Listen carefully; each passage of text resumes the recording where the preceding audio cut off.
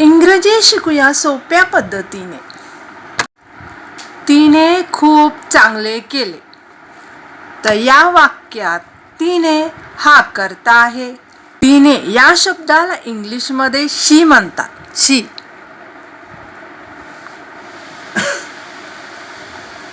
नंतर वाक्याच्या शेवटून सुरुवात करावी. केले, डीड. खूप चांगले, व्हेरी वेल.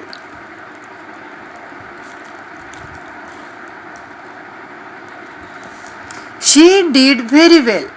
तिने खूप चांगले केले. हे माझे आवडते वाक्य आहे. हे साठी इट वापरावे. इट. आहे, इज. माझे आवडते वाक्य, माय फेवरेट.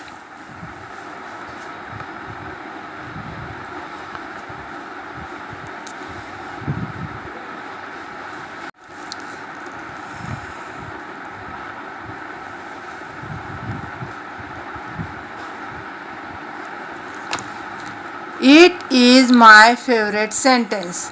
हे माझे आवडते वाक्य आहे. ते ठीक आहे. ते साठी इट. आहे, इज. ठीक म्हणजे ओके. It is okay. ते ठीक आहे. ते प्राणी आहेत. ते, दे. आहेत, आर. प्राणी, ॲनिमल्स.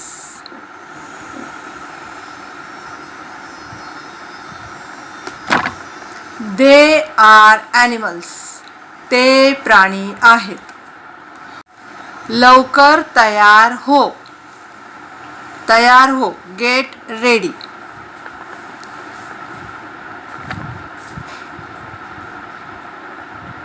लवकर म्हणजे सून. Get ready soon.